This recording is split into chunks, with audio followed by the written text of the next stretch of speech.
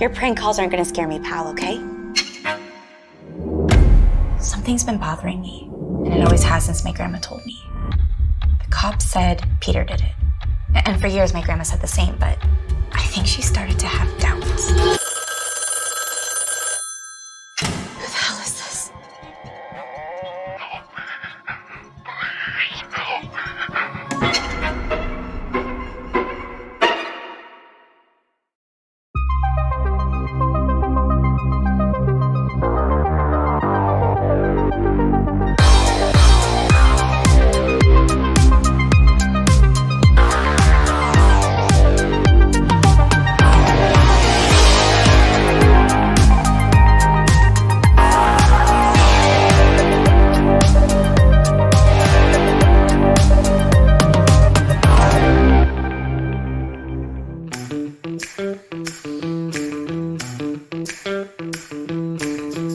We are here live, ladies and gentlemen. My name's Dave Mcrae. Welcome to episode 174 of Mcrae Live. It is Friday, May the 21st, 2021, 12:04 p.m. Eastern Standard Time.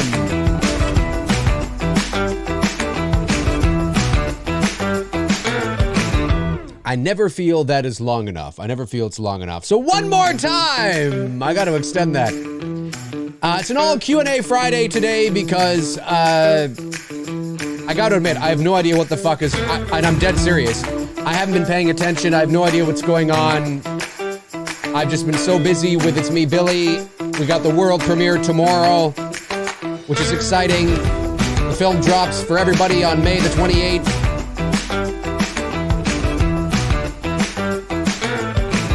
And I just haven't had time for anything else. So I thought I would open it up to you guys, and you guys can get the ball rolling. Rocking my Jays jersey today. I'm a Blue Jays fan. What a shock. It's the only baseball team in Canada. The only professional baseball team in Canada. We used to have the Montreal Expos, but they moved and became, I believe the Expos became the Washington Nationals, if I'm not mistaken. We had the Montreal Expos up until about 2004, I think. Somewhere around there. And now it's just the Toronto Blue Jays. That's it. That's it. That's all there is. Hard to, I know some of you might be thinking, really? That's it? There's no, that's it. That is it. It's crazy, I know.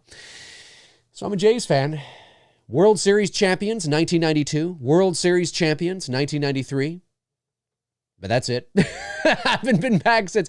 They made a hell of a run, though, in 2015 and 2016. They had some good, it was pretty crazy. I was at some of those games, man. It was crazy, but they haven't done much since. But they're starting to look up. They're not doing too bad right now. They've got some really nice young players, and they're doing really well right now. They're pretty much almost leading the division, so it's pretty cool. Or their division, anyway. I don't know if the entire... No, yeah, I think their division, yeah. Anyway, so yeah, Frank's in the house. Hey, Frank, how's it going? Dave's a complete wreck and hides it well. Yo, I'm telling you, man, it is crazy. I've been up since 7:30 this morning. I usually don't get up until about, well, no, that's not true. That's not true. I usually am up by about 8 would be the latest I would sleep in. See, I get to do most of my work from home, so I can afford that little extra time, right? But I've been up, actually, it was probably since about 6:30, actually. 6:30, 7 o'clock, and handling a ton of stuff, getting ready for tomorrow. And then, yeah, so it's just, I was contemplating not doing this show today, but I thought, no, you know what? Let's just jump on. Let's make it a quick Q&A, and let's just kind of get something out there, see how you guys are doing. And then, yeah. Now, a reminder, there is no Two Dudes on Monday. On Tuesday, there will be a Mcrae Live, but it's not till 7:30 in the evening.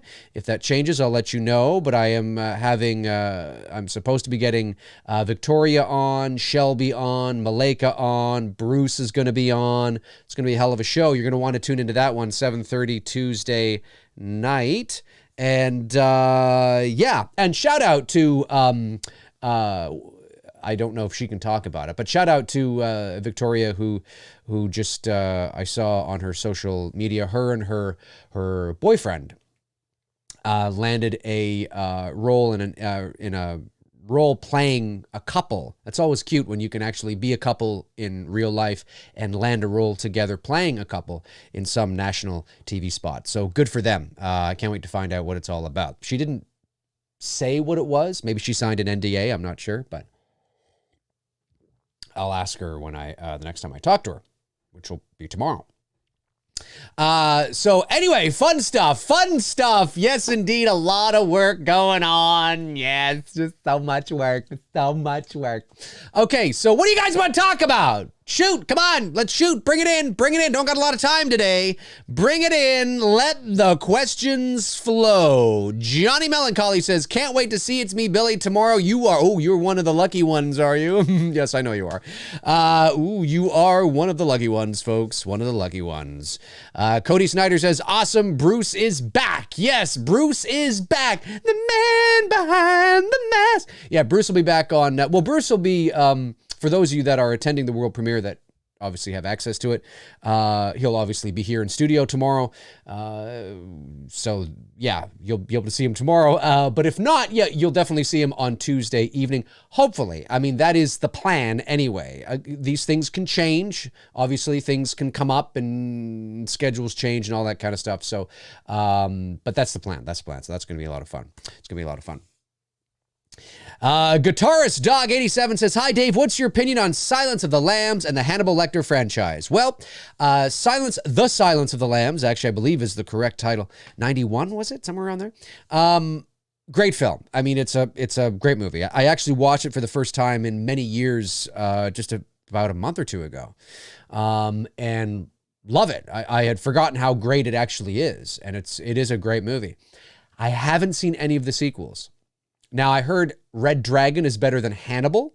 Whether that's true or not, I don't know, but that's what I'm hearing, or that's what I've heard.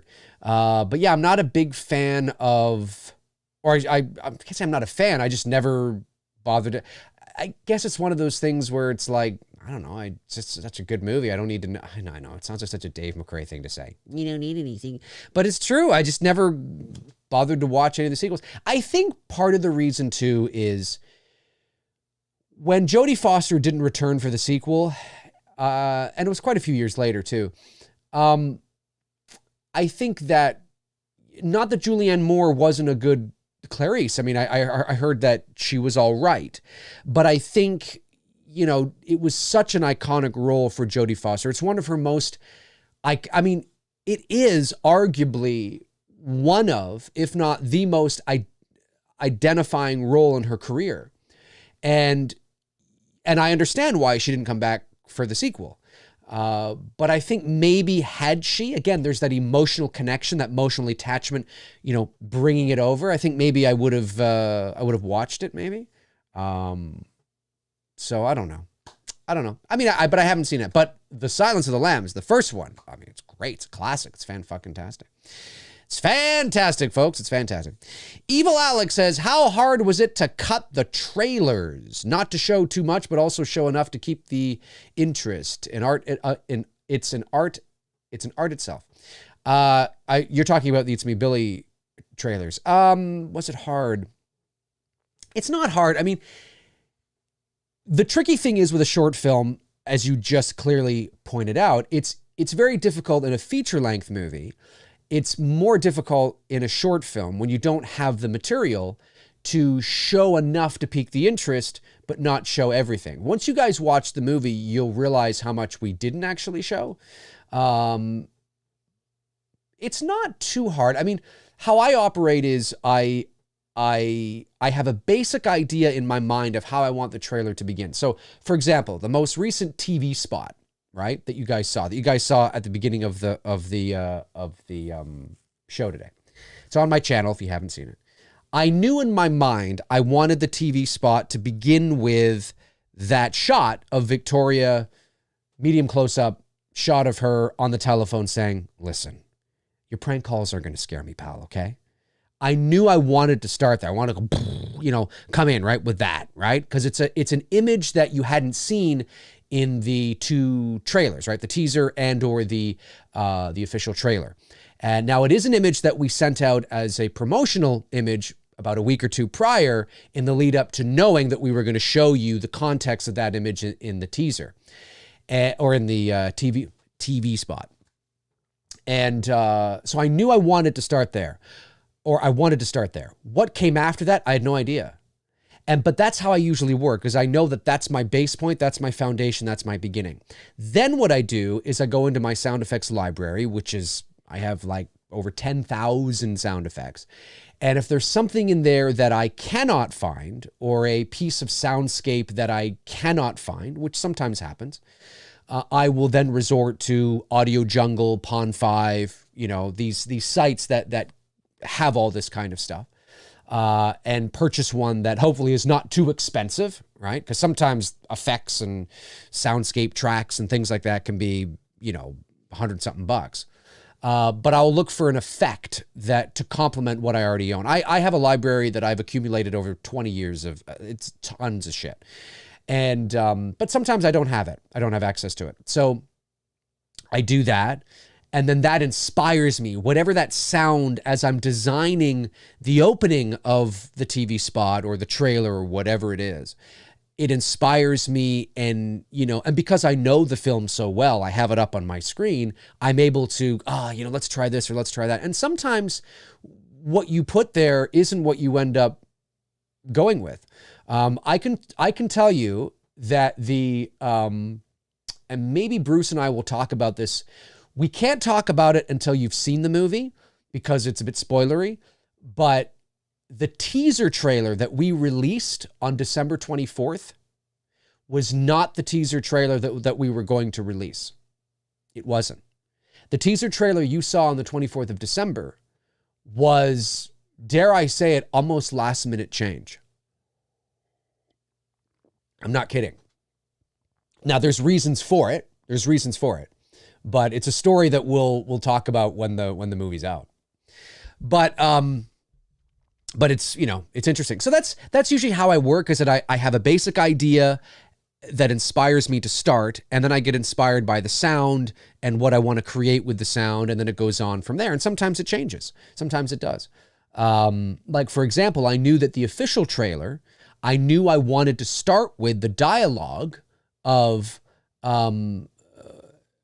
my grandma always told me, so what the hell is a dialogue now? I should know this. But anyway, the dialogue that you hear at the beginning of the official trailer, which is Sam talking to her friends at the dining room table, I knew I wanted to start with that. Now, I didn't know if I wanted to start with that scene. We cut in and we see her beginning to talk. That was an option on the table. Or start with just hearing her voice as you're seeing other stuff. And obviously it ended up being hearing her voice as you're seeing other stuff, and then ending on her where you're like, oh, this is where this voice is coming from, right? That's how we designed that. So that's usually, but I knew I wanted to begin with that dialogue, because I think it's the perfect bit of dialogue that gives you just enough that whets your, so this is kind of what's going on, but it doesn't give you everything, right? So that's usually how I work. Is it difficult? Yeah, it can be. It's not difficult. It can just be tedious. You know what I mean? It's sometimes, because it's a creative process, as you pointed out, sometimes you're kind of wheeling and dealing, and not wheeling and dealing, but wheeling and maneuvering, I should say, and, putting this here and putting that there. And then eventually you find what you need, and then it just falls into place. But finding that right rhythm can be a bit tricky at times. All right. What do we got? Super chat comes in from Julian Salgado, yes. $5 says, after H kills, what if Michael ends up with no mask because of damage, and all through Halloween Ends, we see his face? How would you feel about that? I would think that was a gigantic pile of shit. That's how I'd feel about that. There we go. Because it's unnecessary. It's unnecessary. It's not necessary to do that. I don't suspect Michael's going to sustain any more damage with the mask, to the point where he doesn't have it in Halloween Ends. No, I think it was dog shit. I don't want to see his face at all. Robert Kitzmiller sends in $2. Thank you, by the way. Robert Kitzmiller sends in $2, says, what's your thoughts on all the recent UFO footage? Great question. Well, I'm somebody that does believe in life out there. And again, I'm the first to say it. Belief is not evidence of something's existence. You can have a belief in anything. I can believe that there's a unicorn on the moon right now, but that's not evidence that there actually is one. It's belief is not, and you can believe whatever you want to believe, whether it's religion, whether it's, whatever the case is. But the belief in and of itself is not the evidence of the existence of what you believe in, if you know what I'm saying. But having said that, I do believe that there is life out there in the universe somewhere. I think there's the billions of galaxies, the trillions of stars. Many we know now are there's high probability that they are in the Goldilocks zone, which if you don't know that simply is not too hot, not too cold, just right, from the saying of Goldilocks, right, in the Three Bears. And that's, that gives us, I mean, the question is not that is there life out there? The question is there intelligent life like ours? I think it is very arrogant to assume, and again, it would depend on what you believe. If you are a very religious person, and I respect that, there is no doubt that there is a fraction or a section of religion, depending on what you follow, that does, have you believe that humans are the only people in the entire world and the planet is only, 6,000 years old. I mean, that's fine. There's evidence to the contrary of that in terms of the age of, the world, scientific, quantifiable evidence. But having said that, we're not here to argue that. I don't want to get into I'm just saying. But I do believe that there is a high probability, just based on math alone, that the chances are very high that we are not alone in the universe. Now, the question becomes, if we're not alone, how are we not alone, right? Is it microbes? Is it intelligent life? Is it life that is beyond ours in terms of intelligence? Is it beneath us? I tend to think that it's probably a spectrum. I don't think we're the only ones. Again, that's not evidence. I'm just saying, I don't believe that. I don't believe that, that every life out there has to be above ours. I think it's a spectrum. I think there are probably there's much life out there that is probably millions, if not billions of years ahead of ours. And there's probably life out there that's millions, if not billions of years behind ours. I think we're just one of, whatever the case is, right? It doesn't mean we're not special, but I think it's foolish to assume and to be so certain that. And again, I'm not saying that there is. I'm talking about probability, right? I think the probability is great that there is other life out there. I think to assume that there isn't, I think is just arrogant. And, God, we humans think we're so fucking special, and it's like, anyway, and we are in a way, but I'm just saying. So the UFOs, like I said, I mean, it's interesting. I've always, I made a tweet a few weeks ago, and I was making a joke. I said, once they finally announce, which they kind of have, that there are things out there that we can't explain in terms of UFOs, I'm going to be like, that. Well, yeah, like this is not a fucking shock to anybody, I think this is what I've learned, right? It's so hard to decipher because back in the 80s, the stealth bomber was mistaken for a UFO. And then the stealth bomber was finally used in the Gulf War, and the cat was out of the bag. There is no doubt in my mind, that most of the UFOs we see are probably conventional aircraft that has been, created by the U.S. Air Force as another secret thing. Because that's what, I think the B-2 bomber was that too. At one point, is that what it's called? The B-2 bomber, whatever it is. It happens all the time. I think there is a large portion of what we see that can be explained 100%. Eyewitness testimony, as we know, is one of the least reliable, and still in a world today where we have 4K fucking phones in our pocket, we're still getting grainy shit. And it's like, what the fuck? What's going on? Why today, out of anything, we should be getting high-resolution Hollywood images? Holy shit, Bob, I can see the green guy in the cockpit. No, obviously not. But I'm just saying, like, you would think, right? You would think. No, still to this day, it's, honey, get the camera, hang on. It's still like this today. Mind you, there are some interesting stuff. But anyway, I'm going off on a tangent because it's not a black or white answer. It's interesting. It's interesting. And I am a believer, but I'm skeptical. And it's good to be skeptical, because if you're not, you're gullible. And I think most of what we see can be explained, but there are certain things that are very interesting. Like, of course, we know that, Commander David Fravor, right? I'm sure you've heard about that. And the little, the Tic Tac incident and the stuff. Yeah, there's that's stuff where you kind of go, oh, hang on a sec here. This is kind of, that stuff is very interesting. That stuff is very interesting. But this stuff, let you see that again. No, I don't fucking care about that shit. I don't care about that shit. And it could be something, but I don't care about that shit. I hate the shit where it's like, you see it? Hang on, let me zoom up. It's like, no, don't zoom up. Because if you zoom up, you're going to destroy the quality of the image. It's at night. All I see is these lights. Hang on, Bill. Can you see? I don't want it. I don't want it. I don't fucking care about that shit. I really don't. Anyway, Dave, I just asked what you thought of the UFO thing. It's interesting, dude. It really is. And I am a believer. But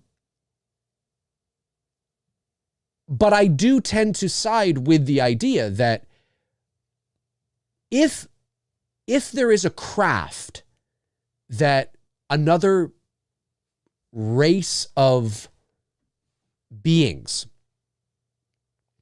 are able to get to this planet in, I think it's important that we understand that the technology would be crazy. I made a video a couple of weeks ago where I said the closest galaxy to ours is the galaxy of Andromeda. Okay, that's the next closest galaxy to ours. But the galaxy of Andromeda is 2.5 million light years away. And then I said, well, what's a light year, right? Because not a lot of people know what a light year is. Like, they hear that term, light speed, light year, but they don't know what it really means. A light year is the distance that light can travel in 1 year. So the galaxy of Andromeda is not just 2.5 million light. The galaxy of Andromeda is not just 2.5 million years away. It's 2.5 million light years away. That means for you and I to get to the galaxy of Andromeda, it would take us 2.5 million years traveling at the speed of light. Holy shit. Not just traveling, not just, driving in your car. No, traveling at the speed of light, it would take us 2.5 million years. So that means what? Like, traveling in a conventional rocket, it might be billions of years away. Like, it's unfathomable. It's mind-boggling to think. And that's the closest galaxy to us. What? It's insane. Like, it's almost inconceivable to comprehend that level of distance and speed and how far away that really is. It's mind-boggling, isn't it? So in order for somebody to get to now I'm not saying that, who knows, maybe the closest beings don't live there. They live closer somewhere else. I don't know. I'm just saying that I do believe in the theory of being able to bend space and time and travel that way. I think that is probably the likelihood of how you would travel vast distances in space. Because even traveling at the speed, this is what people don't understand. Traveling at the speed of light is too slow. We cannot explore the cosmos traveling at the speed of light. It's too slow. It's too slow. That's the whole point, right? So there has to be another way. There has to be another way. And of course, there's, quantum physics and the theory of relativity and string theory and all this stuff where, bending space and time, wormholes, black holes. And I tend to think that is probably how it's going to have to be done, and maybe how whoever they are, do it, Now, do we know for sure we've been visited? We don't, it depends on what you believe. But I do tend to believe that we have been. As crazy and as science fiction-y as it sounds, I do tend to lean that way. There's some interesting, it's like ghosts, right? There's enough circumstantial evidence. There is enough circumstantial evidence to warrant taking it seriously. And so, there's enough reports and from credible people, not that regular people aren't credible, but, you know, trained observers, right? Pilots, military personnel, you know, people that would have no reason to lie. You know, they have nothing to gain for it and everything to lose. So, yeah, I do believe that that there is life out there somewhere, and that there's a high probability we may be visited. And, you know, we could talk about this for hours, dude. I should do a whole show on this. That would be cool. That would be really cool to do a whole show on it. Anyway, but it's interesting. It's really interesting, man. It's interesting. Let's see here. Michael Strong sends in £5. Thank you, Michael, for the super chat. Really appreciate that. Let me just see here. Get this. Kevin Fishgall sends in $2. Thank you, Kevin. Says, just showing my support. Got to get back on the roof, or the roof, depending on where you are in the States. The roof or the roof? We say roof here. We say garage, not garage. Ryan Olshow. Olshow. Hey, Dave, do you think The Exorcist director William Friedkin is such an underrated director compared to others like Scorsese, Coppola, Cameron? I don't know. I mean, obviously he did The French Connection, I believe, before he did The Exorcist. I don't know if I don't know. Let me just see here. I gotta see what else he's done and how long he stayed doing it. He's getting up there now. Is he dead, or is he? He's not dead, is he? No, but he's 85 now. Wow. He's lived a good life, though. So yeah, Good Times, The French Connection, The Exorcist, or The Cruising, Rampage, A Guardian. Yeah. He didn't direct, he did Rules of Engagement.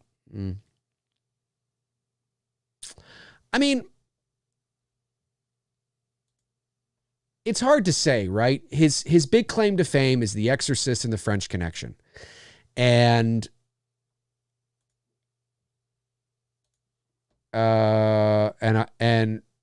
Rules of Engagement. He did Rules of Engagement. Tommy Lee Jones and Samuel L. Jackson. That's funny.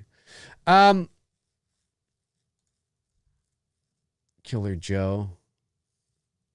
Yeah. Yeah, I wouldn't put him up there with those directors. No, I don't think he's a bad director. I think he's a very good director, but I don't think his films haven't reached the level of an Exorcist or French Connection. Beyond that, you know, The Brink. Well, yeah.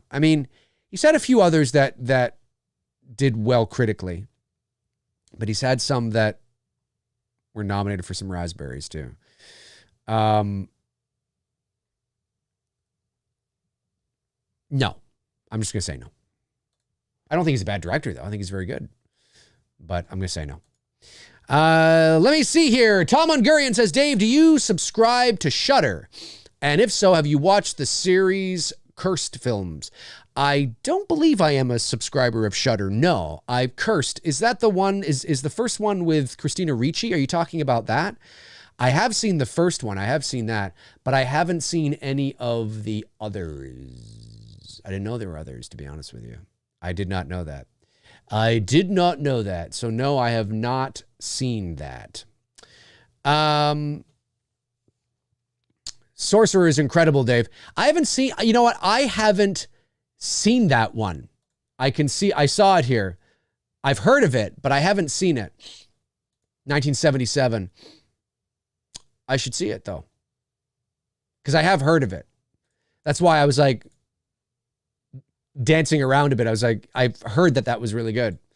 But I also heard that, like, you know, movies like Cruising were garbage and shit. So, but I think he's a very good director. I think he is. And I wish he had made more films than he has. But I don't know if I'd put him up there with likes of like Scorsese or something like that. But then again, Scorsese, you can nitpick too and say, yeah, he does a lot of the same shit, which he does. He does a lot of gangster stuff. And he's got one coming out now, though, which is a bit different. with Leonardo DiCaprio, who he loves to work with, something Flower Moon or something. I want to see that. That looks, sounds like it could be really good. Flinner says, hey Dave, have you ever seen Urban Legend? Urban Legend, I have. Tony and I have talked about it on this channel. I've talked about it on this channel before too. Watched it the other night, and it's a half-decent late 90s slasher, but the ending and killer reveal is very cheesy. I remember when it came out. Yeah, 98, I believe it was. Somewhere around there. 98 or 99? I think it was somewhere around there. It came out, yeah, right in the thick of I Know What You Did Last Summer, I Still Know What You Did Last Summer, Halloween H2O, Scream, and all that kind of stuff. Yeah. Yep, I remember it very well. Very, very well. Michael Myers says, Dave, what's your favorite Guillermo del Toro movie? Well, Pan's Labyrinth is really good. I really liked The Shape of Water. I did. I have to admit, I really enjoyed The Shape of Water. I thought that was really good. It was different. It was interesting. It was shot here in Toronto. And, yeah, I like The Shape of Water. Pan's Labyrinth is really good, though, too. It's underrated. That's it. Darren, thank you. Killers of the Flower Moon. Awesome book. Never read the book. No surprise. I'm not a big reader. But you put Scorsese, DiCaprio in but the premise sounds really good to me. So I'm looking forward to seeing that. Looking forward to seeing that for sure. Destiny Faulkner says, have you watched Haunt 2019? Really enjoy that one and The Killer's Haunt. Let me take a quick look here. Dun, dun, dun, dun, dun. Oh, this one. No, I haven't, Destiny, but I know, I remember when it came out, it was making the rounds in the horror community, and there were a lot of people that were saying, you know, it's not bad. It's not bad. It's all right. It's pretty good. But I never got around to seeing it. That's one that I still have to check out. But I recognize the poster and the cover. I recognize that. So I will have to check it out for sure, because I know it was going around, like I said, and people were really enjoying it. So still got to check that out. Let me see. Let me make sure I didn't miss anything. I don't. Oh, yeah. Thanks, YouTube, you piece of shit.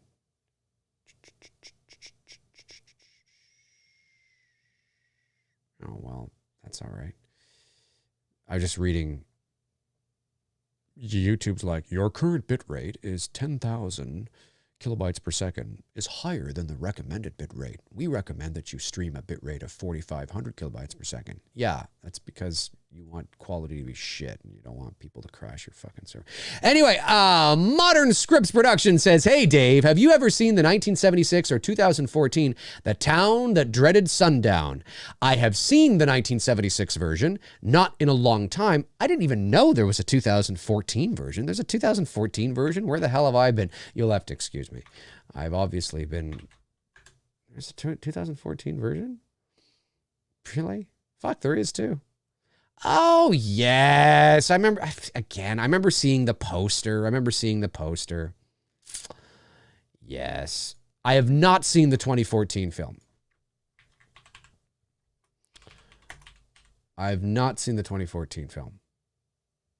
But it's like Sackhead Jason in some ways. Interesting. I wonder if they got that idea from this. And instead of giving him 2 eye holes, that's a little too much like The Town That Dreaded Sundown. We'll just give him 1 eye hole, and then it's our own shit.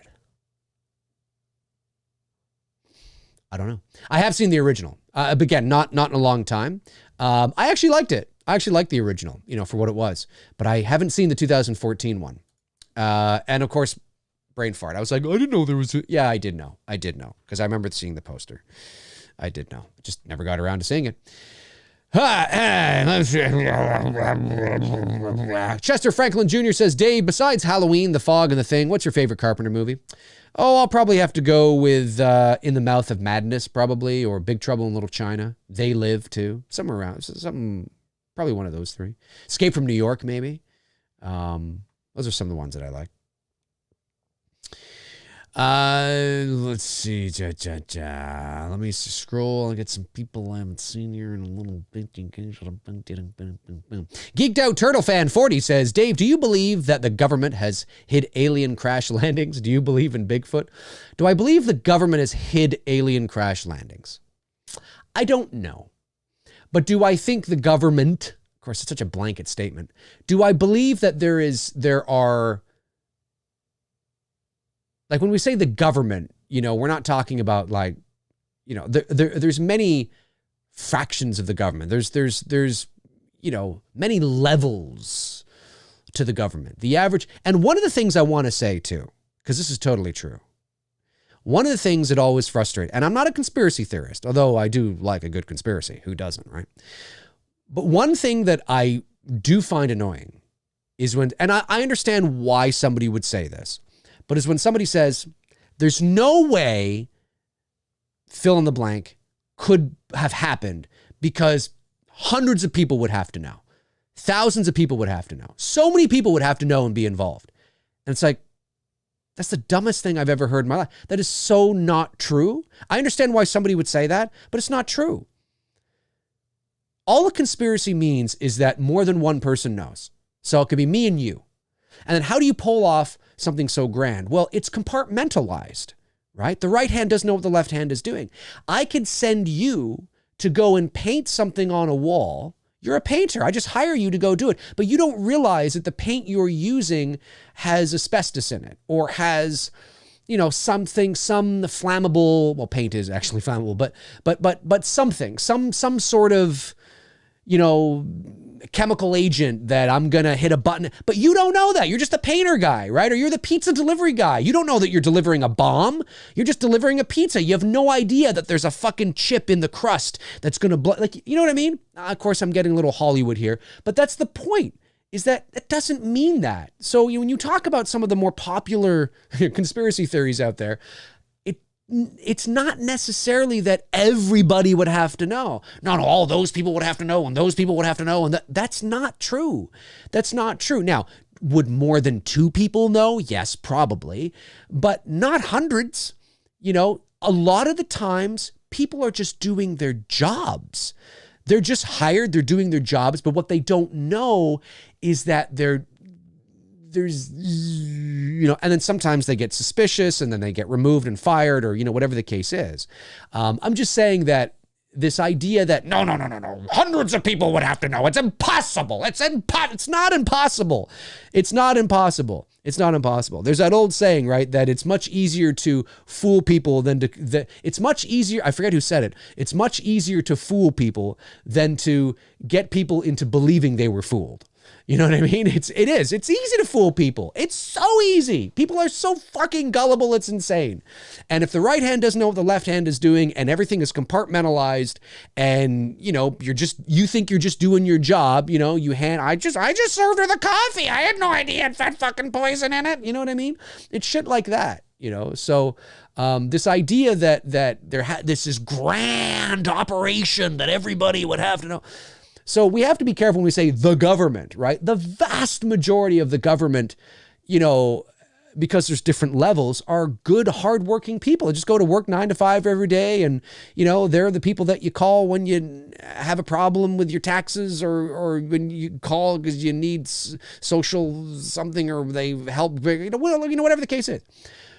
When you say the government, you mean like black ops shit, like secret government stuff and shit and stuff and that kind of stuff. That's what you mean, right? That's what we mean. Like really high tense security, Area 51, black operation shit that nobody knows about.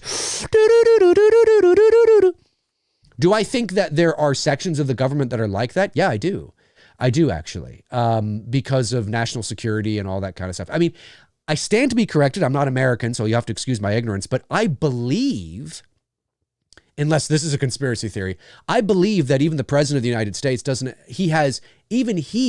or eventually she, doesn't even have top security clearance. I think there are security clearances that go above and beyond even what the president would have. I think, if I'm not mistaken. There's some weird shit that goes on. Who the fuck knows what goes on in the military industrial complex? That's the side that is very scary. Not your local government office. You know what I mean? It's the military industrial complex that is frightening.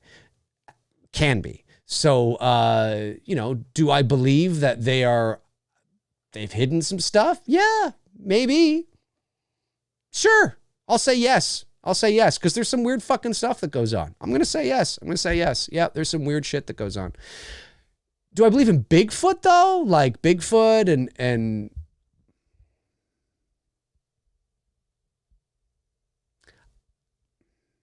unless Bigfoot is an interdimensional being, I don't think he exists.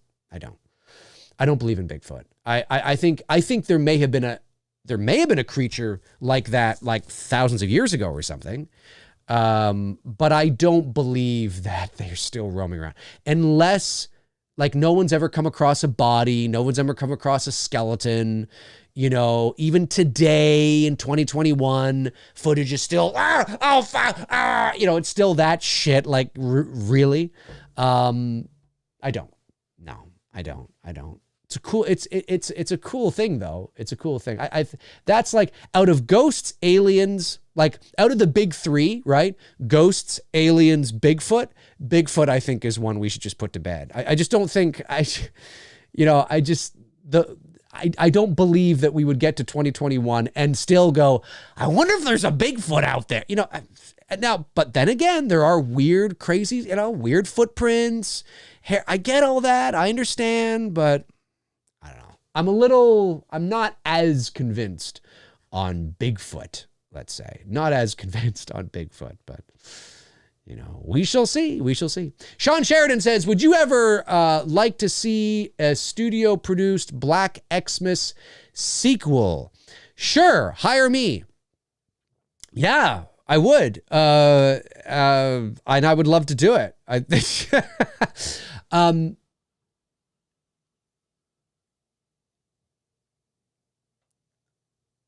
The answer, though, from somebody else, no, I wouldn't, because I don't believe that they would. I don't necessarily believe. I have little confidence that they would do it right, because of what happened in 06 and what happened in 19. I think what Bruce and I have done with our film, and like I said, whether you like it or not, I mean, the chips fall where they may. Whether you agree with the creative choices, who knows? But I do think the direction we've gone and what we've established is the direction you want to go.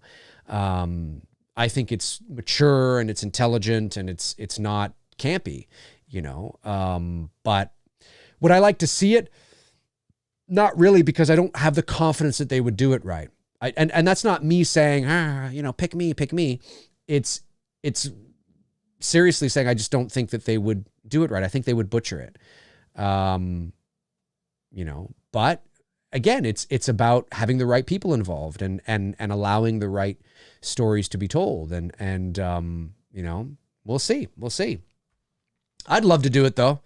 And I know everybody involved in our team would love to do it. And who knows, right? Crazier things have happened. Saw began, of course, Saw was an original piece though, but Saw began as a short film as well. And look where that ended up.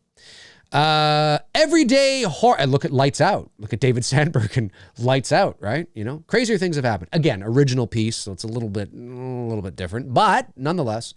Everyday Horror says, will It's Me, Billy have a natural scene of cinematography? A natural scene of cinematography? Hopefully it's not formulaic. The 1978 Halloween cinematography came natural. Seems like movies today use a formula instead of it being organic. Do you mean like in the color grading? Is that what you mean? Like, will it look natural? Well, It's Me, Billy has been color graded. It has been color corrected. The images that you're seeing me post online are the color graded images. All film has to be. You know, when you shoot in RAW, when you shoot a log file, the log files look great. They look really nice, but they're washed out. They're far too washed out. All film is color graded. It has to be, in order to deepen the blacks, bring out the image. You know, you have to do that. So It's Me, Billy has been color graded, but it hasn't been overly color graded. Like I believe it still looks natural. Yeah, it still looks authentic to the image. that we were seeing on the monitors and that what we were seeing with our own eyes. So it's not overly produced, if that's what you mean, or we're not putting any filters on it or that kind of stuff. It's been all color graded with DaVinci Resolve by our DP, who did a tremendous job at he color graded every single shot. He did just, go in and take a filter and, plop those on, as some inexperienced filmmakers will do because they don't know how to color grade properly. Greg does, and he's been doing it for years. So he color graded each individual shot, which can be painstaking. And I was surprised at how quickly he turned that around. But that's just his, it's because he's, a pro. It's because he's experienced. I mean, God, I'd still be on probably shot 6 right now, if it was left up to me. I think, no, I'm not that bad, but he was able to turn around he was able to turn around 3 versions of it all in 6 weeks. So he is fucking incredible. So yes, the film has been color graded, but it looks natural. If you like what you're seeing in the still images that I'm posting, that's what you're going to see in the movie. So, I think that's what you mean. But correct me if I'm wrong. Andreas Mendez says, the funny thing is that a powerful person like a president, CIA director, financer, etc., can do more damage and kill more people with a stroke of a pen or send button than Michael Myers ever could. It's totally true. Well, but it's important to understand too that, there's this idea where it's like, people were fearful because Trump had the nuclear codes and all he had to do was just hit a button. It's not like depending on how you look at it, Trump has a button that he presses and nobody else gets a say. And he just presses that button unbeknownst to anybody. It's on his desk. He just goes beep. And then the nuclear sites, the rockets go and fire off into it's not quite like that. You know what I mean? I mean, there would be people that would be like, hang on a second. If somebody felt a president was being irrational and completely off his rocker and losing his marbles and making arbitrary decisions there are things in place that would stop it. Do you know what I mean? There are things in place that would stop it. So it's not quite Hollywood I'm crazy. Well, there's nothing we can do. We got a crazy president. Well, he's just going to blow up. He's going to blow up Canada. Okay, go ahead. Beep. It's not quite like that. So there are people that would try to intervene and it would be very difficult for that. The president, a good president, when you have somebody in power who makes competent decisions based on evidence and informed facts and opinions and things like that, he or she would get the last say. Well, this is, the decision I want to make, and it's based on this, this, and this. And then people go, okay. But they say okay, and they're like, okay, well, that's it. Because they know that they may not necessarily agree with this person or that, but they know that we have a competent person here who's making sound, it is of sound mind, clarity, making those decisions. But it would be difficult for a lunatic to just go, that's it, nuke it, baby, nuke it. We have to do it. We just have to. No, I think there would be, I'm not doing that. And you saw it a bit with Trump too. You saw some pushback with Trump, right? So, but the principle of what you're talking about is right. A person like that does have a lot of power when they are competent and responsible. With great power comes great responsibility, right? So, yes, but I believe there are fractions of the government that and certain things going on that the president probably doesn't know about. There's crazy stuff going on. That's the side of governments that can be scary, not your local government agency that is in town and little Margaret's working at the desk going, hello. She's cool. I think she's fine. I don't think she goes, I know about the aliens. I think we're okay. Of course, if she did do that, that would be fucking scary. Can you imagine? You call your local government office. Hello? Yes, I would just like to check up on, I got this letter in the mail and told me to call you. It says I haven't sent off that form, but, I actually did. I know about the aliens, It's like, holy fuck. Can you imagine? That would be amazing. That would be fucking amazing. I would fucking love that. I'd fucking love that. Is it Mike da _ hammer 215? Hey, buddy. Sir Dave, thoughts on the blockbuster epic Battlefield Earth? Isn't it dog shit or horse shit? I don't think I've seen Battlefield Earth. I know the movie you're talking about. I know the movie you're talking about. With John Travolta, and it got terrible reviews. It's considered arguably one of the worst movies ever made. I haven't seen it because it looked like dog shit. So I never bothered to see it. ACDC 113089 says, Dave, have you been to Niagara Falls? I know you're not too far up the road. I recently just visited. It was pretty amazing. Also, happy birthday. I know it's this month. I can never remember the day. My birthday is this coming Monday, actually. I have been to Niagara Falls many times. Niagara Falls is only about an hour away from me, and I went to college there. Well, I went to college in Welland, Ontario, which is about 20 minutes. In that area, you have Niagara Falls, you have St. Catharines, and you have Welland. Those are sort of the three major kind of Niagara area towns. And I went to Niagara College. I attended the Welland campus of Niagara College, and I took radio, television, and film. And that's where I went. So we used to go to Niagara Falls all the time. Oh yeah, I've been to Niagara Falls many times, like many, many times. Great place. And seeing the falls is really cool, isn't it? There's falls up and Superman coming down. No. But that wasn't Superman 2. Was Superman 2? Yeah, Superman 2. We shot there. Yeah, no, I really like the falls. It's it's very touristy. Obviously, the Canadian side of the falls, no disrespect to my American brothers and sisters, but the Canadian side whoops the American side's ass when it comes to things to do in Niagara Falls. If you want to go to Niagara Falls, you got to cross the border, come to Canada. That's where Clifton Hill is. It's like a mini Las Vegas. Not really, but I mean, it kind of is. You got like all the haunted houses and the things to do, and there's a casino there, and you got fucking the lights and the attractions and the Ferris wheels and the rides and the wax museums and all that kind of stuff. It's an eyesore, really, but certainly it brings in tourist dollars, and that's where you want to go, to Clifton Hill. If you've never been and you want to do the touristy thing, that's where everybody goes. And then of course a little ways down from that is the actual falls themselves, and pretty cool stuff. So yes, I have been many times. It is definitely cool. Definitely cool indeed. Let me see here. Harry Hagen, my man, says, Dave, if Tom Cruise had 20 minutes with you, that's right, if Tom Cruise had 20 minutes with me, okay, not me having 20 minutes with Tom Cruise, if Tom Cruise had 20 minutes with me, all right, let's just get that straight here.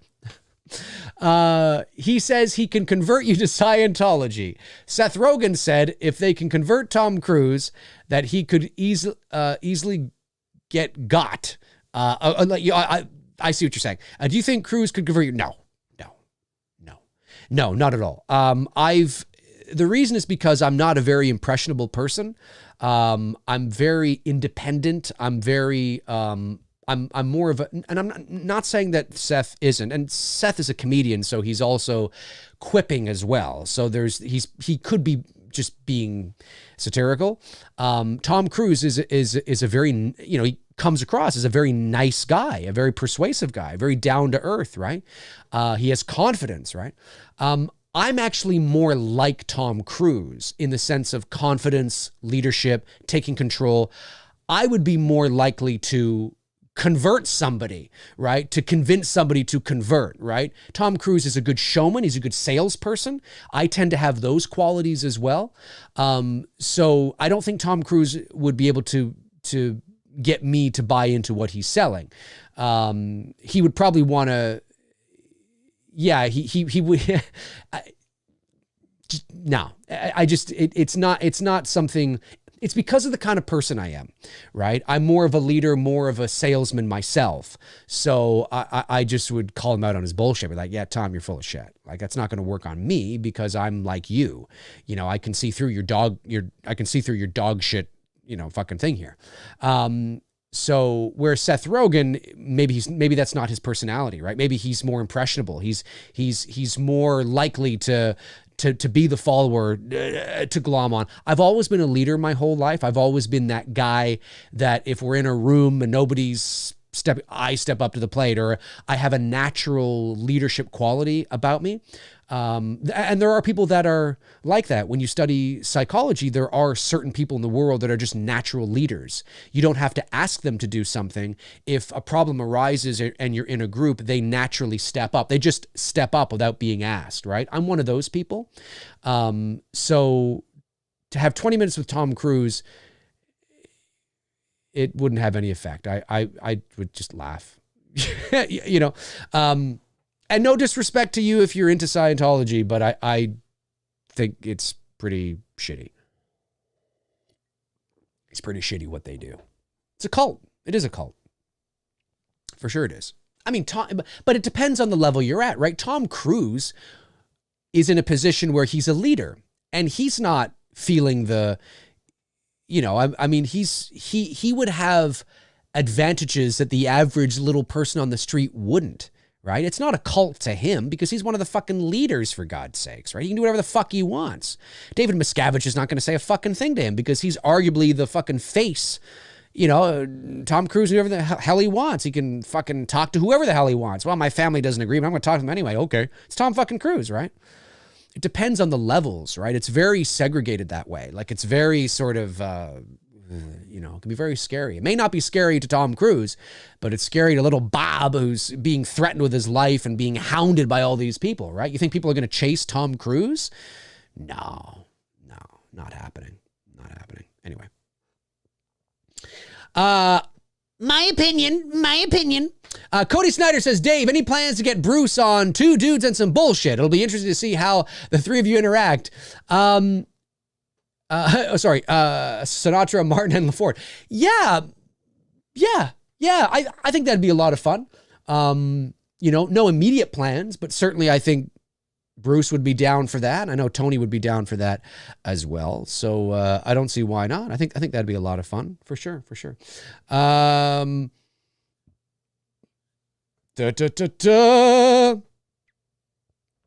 me see here.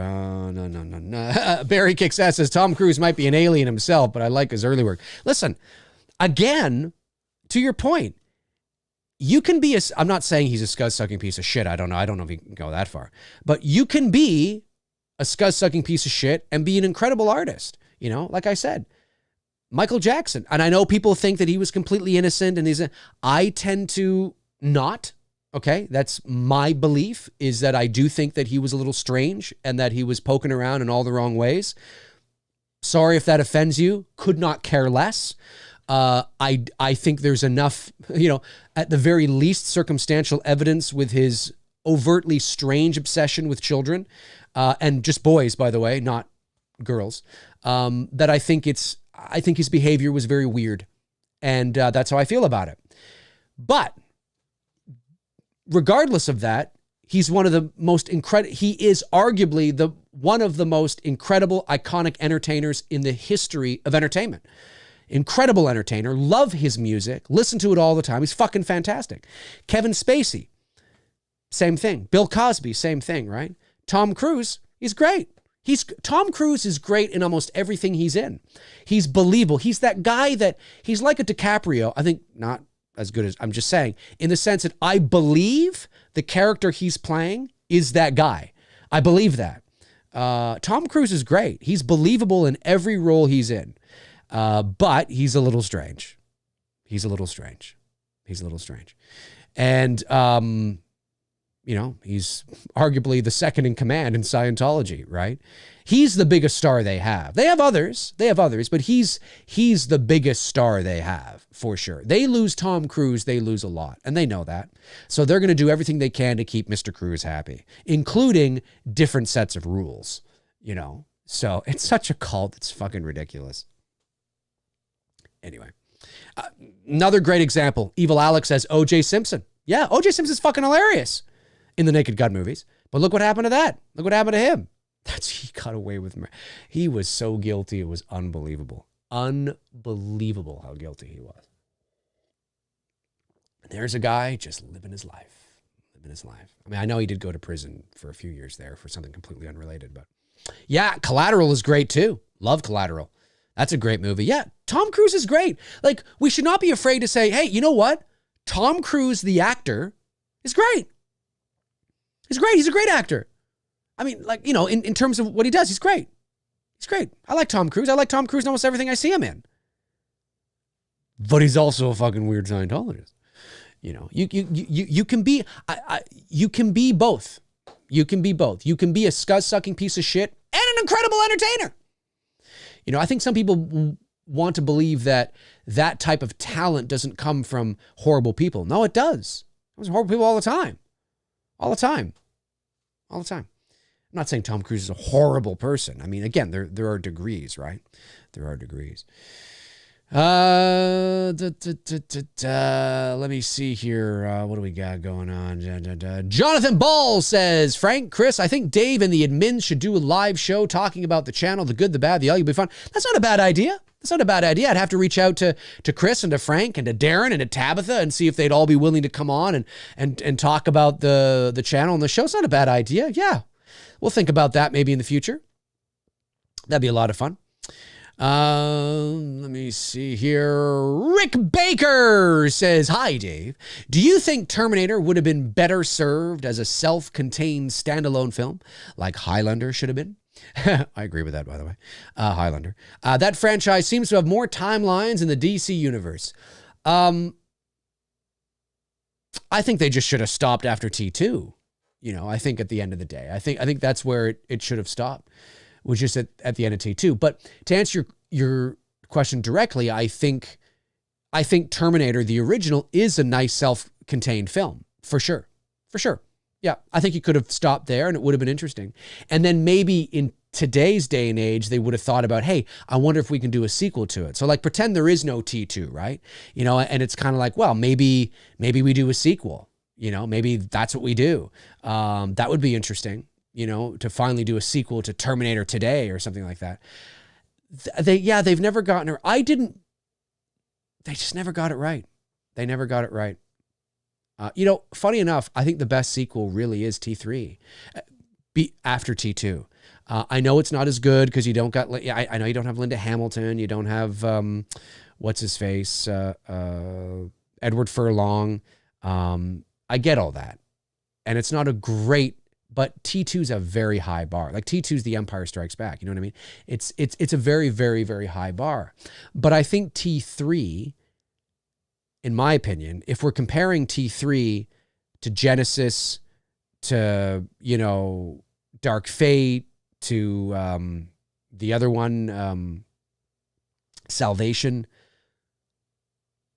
I think T3, if they had just left it alone as a trilogy and there wasn't a Salvation, a Genesis, or a Dark Fate, I think people would look at the Terminator trilogy and think of it in the ways that we do a lot of trilogies that have incredible second acts, but then fall a little flat on the third act. People can make that argument with the Dark Knight trilogy. You could make that. You could make it with the original Star Wars trilogy, right?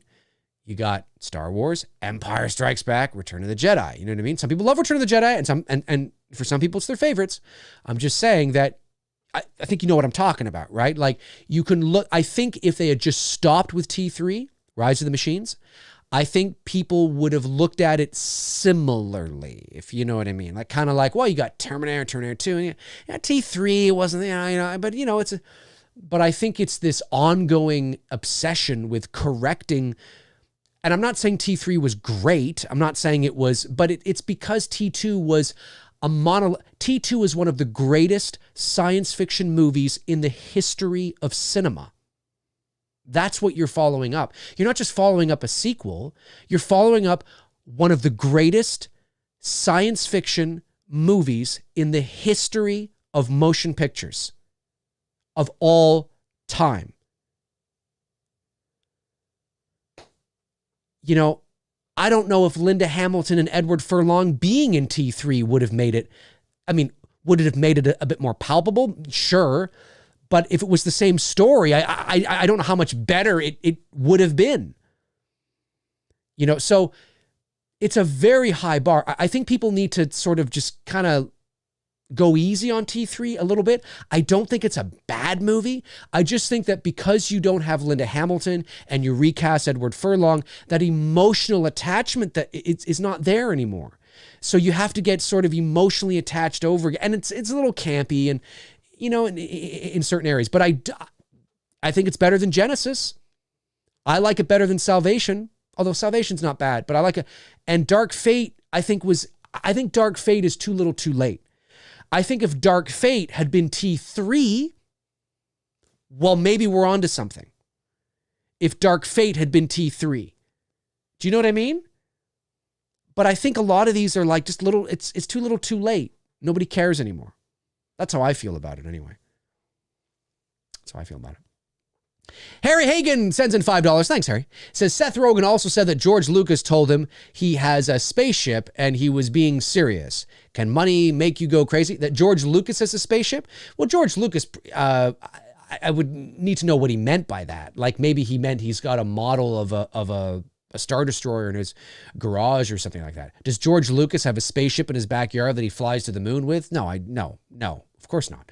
But does he have like on his property somewhere, maybe at Skywalker Ranch or something, he's got a full-scale model of a spaceship? Or I don't know, unless that's what he was talking about. I'm not too sure. But that's pretty cool though. That somehow that doesn't surprise me. If I had the money, I would have a full-scale Millennium Falcon in my backyard. Full on. The fucking door comes down. You can walk on it. You can walk around the ship. It's not like a hollow shell inside. No. Fuck, you walk onto the ship. It's like to scale. You walk down the hall, the door open, you go into the cockpit, you sit there. And what else I would do is I would have a screen surrounding the cockpit.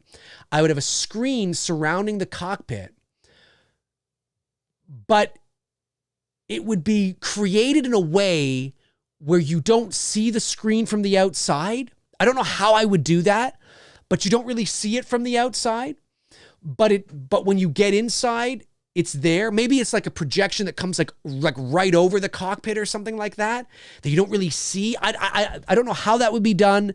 It would be a marvel of engineering or, you know, Disney's Imagineering, but it would be really cool. From the outside, you don't see it. And when you walk in and you sit in the cockpit, you sit there and you can turn shit on all of a sudden, and it feels like, basically I have the fucking, I basically have Smuggler's Run in my backyard. I mean, that's basically what I have, okay? That's basically what I would have, is I would have Smuggler's Run in my backyard. I think that would be really cool. Or if not that, you get on, you sit in the cockpit, and there's a screen kind of outside. You watch movies that way or something like that. I think that'd be really cool, dude. I think that would be cool. That's what I would do. That would be fucking amazing. Let's see here. Barry Kicks-Ass says, if the lawsuit ends, bring back Adrienne King as Alice and pull a H-18 Part 2. Doesn't exist. Yeah, you know what? It's a good question. I don't know how... I don't know what they're going to do with Friday the 13th. You know, I beat this dead horse too, but if they're going to remake Friday the 13th over again from scratch, they just did that in 2009. And I know that's 12 years ago now, but the production value and the production quality, the look of Friday the 13th 2009 still looks like a modern film. And but then again, look what they did with Spider-Man. I don't know. You know where I stand on that. And I understand that this isn't they won't do this because Jason's the brand, but I always feel that they should go back to the very beginning and tell the story of Pamela Voorhees. You know, because if you tell a great story that's fucking scary, that's Friday the 13th, modernizing a bit, but it still has the Friday DNA, and it's her story, and it's like, fuck, and we see, you know, the downfall of that, and Jason's drowning and shit, and then you set it up for a part 2 where Jason's coming back and shit. I'm telling you, man, but it's scary, it's dark, it's scary, it's gory, it's everything you love about a Friday the 13th movie, but it's like, you're like, by the end of the movie, you're like, fuck. You know, winning solves everything, man. Winning solves everything. You may sit there, people may be like, but if you watch the fucking movie and you're like, wow, that was really good. Nobody cares anymore that Jason's not in the first installment. And he would be in the movie. He would just be the little boy. You know, we see that story. And that's something you can do because, as I've said many times, Jason's backstory is not unknown. It's not like Michael Myers where you run the risk of destroying the foundation of the character, destroying the character by telling what his backstory is and why he's doing what he's doing. You don't have to worry about that with Jason because we know Jason. We know he was, you know, and he drowned, and you know, we know all about this. And there's been comics and books and artwork and fucking shit talking about this. We know. So go back and tell that story in cinematic form. Friday the 13th, scary as fucking hell. I'd be down for it. Or they pull the Halloween route, like you said, and actually, you know, do a direct sequel. I think if you were going to do a direct sequel, I wouldn't do it after 1. I would, because I think 2, 3, and 4 are too beloved. I would do either a direct sequel to 4, because then you might be able to convince Corey Feldman to come back, or you do what Vincent DeSanti is doing, and you do it. I forget if he's following up just after 6, or if the Never Hike series includes 7 and 8. I'm not sure. But you could do that kind of thing too, right? I think 4 is the logical choice, but I don't know. We'll see, man. We shall see. Troy Grubb sends in $4.99. Thank you, Troy. Says, how cool was it to work on It's Me, Billy, with your best friend, Bruce? Would you guys like to work on more movies together in the future? Oh, it was amazing. It was amazing. I mean, it's not the first thing that Bruce and I have worked on. It's the first thing we've worked on at this level, but it's not the first thing we've worked on. I mean, we made home movies together back in the 90s. We used to make audio tapes and you know, like theater of the mind kind of, you know, sketches and stuff. And we've been working together for decades now. And so it felt natural. It was a fit. We didn't agree on everything. We agreed on most things, like 95%. But the 5% we didn't agree on, we would hash it out and talk about it, try to, you know, come to some sort of happy medium.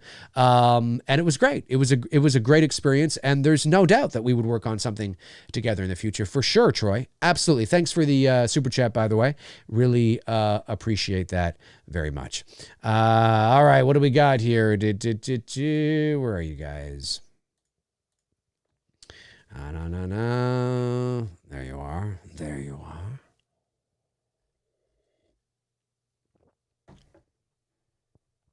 What do we got here? Aaron Click says, Dave, did you see Tenet? I have not.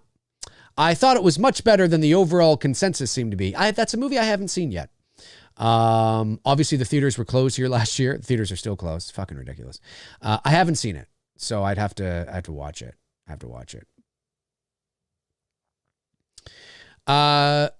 Harry Hagen says, no, a real spaceship, because George Lucas thought the world was ending in 2012. Others have recited a similar story about Lucas. Well, interesting. I'll have to look more into that. I'll have to look more into that. If George Lucas really did think the world was ending in 2012 and he had a spaceship, where was he going to launch it? From where? How was the survival? I tend to think that that's a little satirical, because what was if he thought the world was ending, so his idea was to fly into space, and then what? Do you know what I mean? Like, how is he going to survive? I would be more to believe that he's got like a bunker underground or something, and like 2 years worth of supplies and food and shit. So he's going to fly into space and do what? Just what? You know what I mean? I'm not saying that's not true. I'm just saying that there's got to be more to it than that. George Lucas has a spaceship. Well, what the hell does that even mean? He's got a spaceship. Where is he going to launch it? How is he going to survive? Does he have spacesuits? Who's he taking with him? Where is he going? Or is he just going to fly into space and just sit there like this? What's his end game? That's basically what I'm trying to say is what's Lucas's end game? It's just funny. Let me see here. Amstel54 says, Dave, are you excited to see A Quiet Place 2? Stuckman and Johns loved it.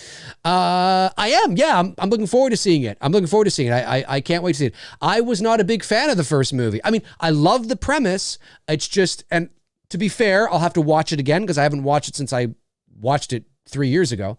But my issues with it. I am surprised that I'm the only one, or I appear to be the only one that was taken out of the incompetent, dumb decisions that these characters had to make in order to keep the narrative going. I just couldn't believe that, getting pregnant, having a baby, and there's other things. I'm like, you wouldn't do that. If you were in this type of a situation where noise was, you wouldn't be so careless. Hey, let's fucking have a baby. Unless you were pregnant before this all took place. But from what I remember, that's not what they led us to believe. They didn't lead it. She should have been pregnant from the beginning, because then it's like, but who fucking are you kidding me?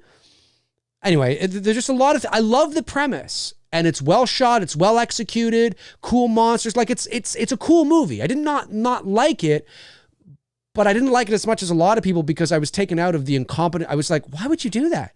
No, wait. Now, why would you do that? Now, why would you do that? I'm like, that doesn't make any sense. It felt to me that Krasinski had to keep it going. So we'll just have her. So I'm very curious to see how A Quiet Place 2 is going to play out. It's one of my most, if not my most anticipated movie of the year in the horror genre. Yes, even over Halloween Kills.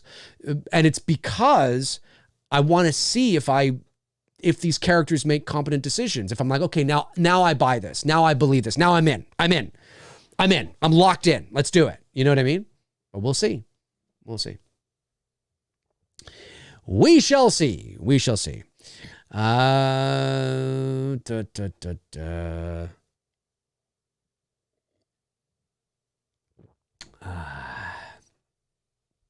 Real Reveal says, will you be wearing your tux tomorrow night? I'm super excited for the premiere. I can't believe it is here. I remember last year around this time, we were doing the Indiegogo. That's, the Indiegogo began on July the 4th. So not quite. You're still about a month and a bit away. But the Indiegogo started July 4th. But you're right. At this time, we were leading up to that. I was doing shows on it. We were talking about it, and I was definitely leading up to that. So you are correct in that sense there. Yeah, it is hard to believe. For those that don't know, the world premiere of It's Me, Billy is tomorrow night. Obviously, for those that picked up the perk on Indiegogo, and for those who were involved in the movie, it's tomorrow night, and that's going to be a lot of fun. There is a review embargo. You are allowed, as I've said, to make general comments on social media after the movie is done, but nothing, no spoilers, no plot points, nothing specific, right? Just kind of what critics will do with a movie that has an embargo. They'll go on, oh, I loved it, or oh, I hated it, or, whatever it is, or it does justice to this, or it doesn't do this, or, you know what I mean? How you see those sort of general kind of thoughts. But we want there to be an embargo until the movie comes out. So, but like in terms of specifics, but we are allowing sort of general thoughts. So it's possible that tomorrow night you may see some general, if anybody has, I mean, again, I guess it would depend if you have social media or any sort of following. But if I see anybody with a social media that has that, I can always share it.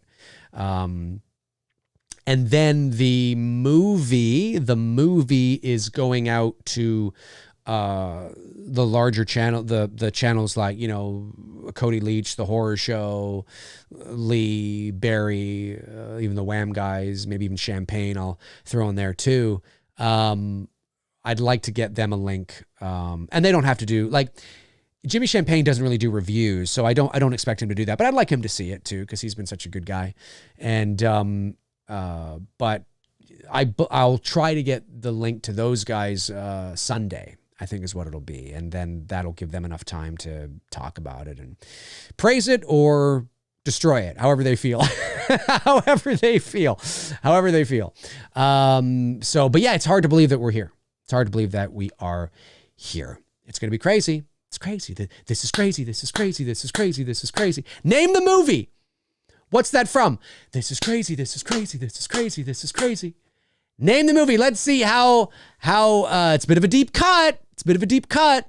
Name the movie. This is crazy. This is crazy. This is crazy. This is crazy. Let's see if you guys get it. Bantam 360 says, who gets to watch the premiere? The cast and the crew, if they're able to attend. Myself and Bruce, obviously, our producers, and those who picked up the Indiegogo perk. There was a perk on Indiegogo that was a private advanced screening of the movie, and those who were able to pick it up will get to watch the movie tomorrow night via a private link. It's a show. Like, we're doing it like the Billy-a-thon, right? So it'll be like a live show. You'll be able to watch it. You'll be in the chat room. It'll be me and Bruce and some of the cast and the crew, hopefully. And there'll be like, a bit of a pre-show, and we'll be talking, and then we'll start the movie. And, ideally it'd be great to have this, to have like a premiere at a place where people could attend or something, you know what I mean? But unfortunately, it's got to be online. So we're doing it this way to the best, it's the best we can do under the circumstances, right? Because the world's gone to shit. So that's the best we can do. Hey, yeah, you guys got it. Vacation, National Lampoon's Vacation, 1983. It's when Chevy Chase is out by the pool, right? And she's like, come on in. Christy Brinkley is like, come on in. That's who it was, right? Yeah, I think that's who it was. That's who the model was. She still looks great today. He's like, this is crazy. This is great. What a dick, though. Like, if you think about it, like he was awful. I mean, it's a comedy and it's all fun, but that's awful. Swimming naked with some woman in the pool. Do you like that girl? No, she's ugly. Obviously, it's National Lampoon's. It's not to be taken seriously. It's all fun.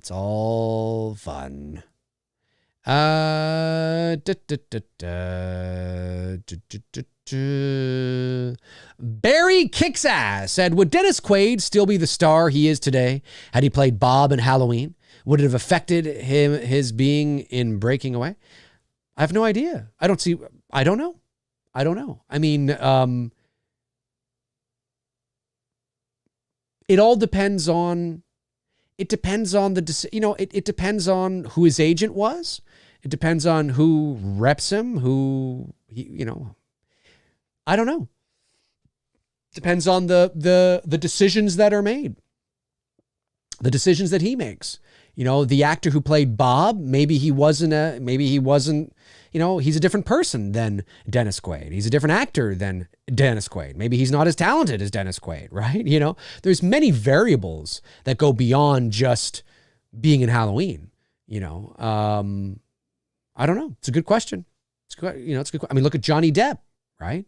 Johnny Depp was in A Nightmare on Elm Street. He goes on to become one of the great stars of our time. I mean, he's a little eccentric, and I wish he would stop doing these weird fucking roles and just do a normal role, just where he's just playing a cop or something, or a lawyer, or a dad, or he's always in these eccentric, flamboyant roles, which I'm quite frankly, I'm tired of. But there's no arguing that he's an iconic star. And look at that, right? You could reverse it and say, if he wasn't in A Nightmare on Elm Street, would he have, it all depends on how much does being in that movie help or deter any future success. And that would all depend on who you're repped by, your agent, what kind of an actor you are, how good looking you are. Let's be honest. It's that kind of stuff too, right? You never know. You never know, ladies and germs. You never know. 5 more minutes to go in the show. 5 more minutes to go in the show. And then you won't see me again until, well, you guys who are seeing the premiere will see me tomorrow, but you guys won't see me again until Tuesday. Again, a reminder, no 2 dudes and some bullshit this Monday or the following Monday. Just keep that in mind. But go back and watch We got 111, 112 episodes that you guys can dive deep into and enjoy until your heart's content. Danita Brown says, I'm really excited for the Brown. Why'd I say it like that? Danita Brown. Ow! Danita Brown says, I'm really excited for the 28th, Dave. I'm glad you are. I'm excited too. I'm a little nervous. I got those typical filmmaking, your movie is on the cusp of being released to the world, to the masses nerves. But it's standard stuff. It's just standard, it's just, hey, well, this is it. This is it. Just put it out there and see what people think. See how people take to it. You know what I mean? And we'll see. We'll see what people think. Hopefully more people will like it than not. But like as I always say, that's out of my hands, man. That's if you can't take the heat, you gotta get out of the kitchen. The good news is that myself and Bruce, because we were so prepared, and because we took this so seriously, right from inception, that we are ready to defend our creative decisions.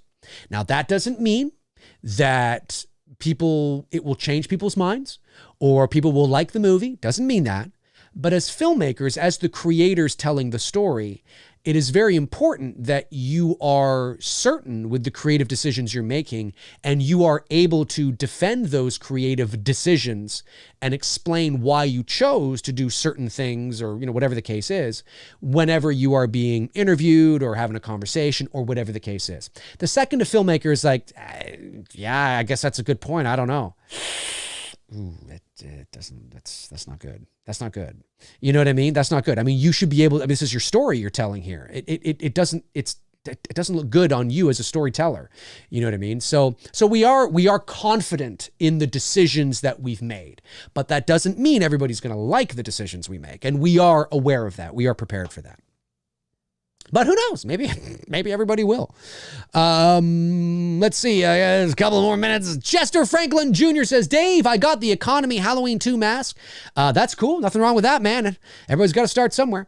And congrats again on It's Me, Billy, 1 week away. And favorite Michael Myers mask. Have the girls ever seen a Halloween movie? I love how you combine like 9 questions into one. Well, let me just say, yes, actually, Victoria, who plays Sam, for those of you guys who don't know this, Victoria, our lead in It's Me, Billy, her favorite movie, I'm not kidding, and this is not her favorite movie, is the original Halloween, which I thought at first I had to, because she's only 25 years old, right? So I had to ask her, I was like, wait, the original Halloween? Like like the Jamie Lee Curtis, like the 1978 old school, that's your favorite horror movie of all time? Yep. And I'm like, that's amazing. I said, that's fucking amazing. That's amazing. That's so cool. Because I thought maybe she talked about like the 18 film or the, you know what I mean? Not that people who are younger, not that she's young. I mean, I don't want to sound patronizing. I don't mean that. She's 25. She's not, 10. But I just mean that it just surprised me, I guess, that was her favorite horror movie. I don't know if it's her favorite movie, but definitely her favorite horror movie. And I was like, oh my God, that's so cool. Like, that's amazing, right? And I don't know about Malika or Shelby or I don't know about them. I'm not sure. But certainly, yes, Victoria, definitely. Halloween, the original, is her favorite horror movie. I think that's so, that's so cool. And thank you again, Chester, for saying congrats. Really, really appreciate that. Really appreciate that a lot. Let's see here. Else we got somebody else. Mike McQuarter. Mike McQuarter says, Jason Rising, Friday 13th fan movie looks promising. It does. Oh yeah, it looks great. Shout out to the guys and gals who are putting that thing together. That's coming out, I believe, on the 13th of June. Is the 13th of June a Friday? Maybe that's when it's coming out. Vincent DeSanti, of course, is a big part of that as well. I was talking to him about that the other day, and looks great. Big shout out to you guys. Excited for you guys. Rooting for you guys. Pulling for you guys. Yes! Let's fucking make Jason Rising explode onto the masses on Friday, on June 13th, I think it is. Or maybe it's June 11th. It's somewhere in and around there. Really exciting stuff. So, yes, it does. Looks really good. Excited to see that one for sure. What do we got? Last 1 minute, 1 minute to go. Darren Click says, Dave, are you a picky eater? What foods can you not stand? I wouldn't say I'm a picky eater. I like most things. The problem I find that as I get older, things don't sit well with me as they used to when I was a kid. Like, you know, when you're a teenager, you can fucking like shove in pizza and ice cream and Kentucky Fried Chicken and burgers and you know what I mean? You just fucking eat it all. Eat it all. You just eat it all. Now I find, I guess because I'm getting older, I find that I could have like a couple slices of pizza and I'm like, oh, I feel kind of, you know what I mean? Or like a bag of chips and I'm like, oh, you know, so it's, I still, you know, treat myself every now and then, you know, you got to live, but I find I have to be pickier about what I eat, not because I don't like it, but just because things, you know, a lot of those high greasy foods or like sugary foods don't sit well with me in the ways that they used to, like maybe 20 years ago or 25 years ago. So, but I wouldn't say that I'm overly picky. I'm not a big fan of sushi. Sushi tends to be all the rage. Everybody and their fucking uncle, I'm eating sushi. It's what we do. Do you want some sushi? Yeah. It's fucking everybody's eating sushi. I don't like sushi. So I guess that's kind of picky, depending on how you look at it. Bacon. Oh, Chris Baber. Bacon. Almost sexually. Yes. Yes, I got to admit, I do love my bacon. Do love me some nice bacon. All right, folks, listen, that's going to do it for me here on episode 174 of this All Friday Q&A. Thank you guys for tuning in. I really appreciate it. You guys are amazing. Thank you to my amazing mods, Frank Riker, Tab the Shore, Darren Sands, and Chris Baber. You guys are amazing. You know you are for doing what you do in the chat. I saw you working a little bit in the chat today. Thank you again for doing that. Much appreciated. And thank you to the Super Chat questions that came in, the non-Super Chat questions that came in, of course. Really appreciate that. And tomorrow night, the world premiere of It's Me, Billy, for those that are lucky enough to attend. Exciting. Nervous, but excited at the same time. Woo! Let's do this. And I'll be back next Tuesday. I mean, there's always a chance I might have a standalone in there somewhere and something major happens. But next Tuesday, Mcrae Live, but not till 7:30 p.m. Not 12 noon, 7:30 p.m. Tuesday, May 25th. Make sure you tune into that and get ready. And no two dudes on Monday. And for the next couple of weeks, no two dudes. Guys, have a great rest of your Friday. Have a great weekend. Stay safe out there. And I will talk to you soon. Cheers.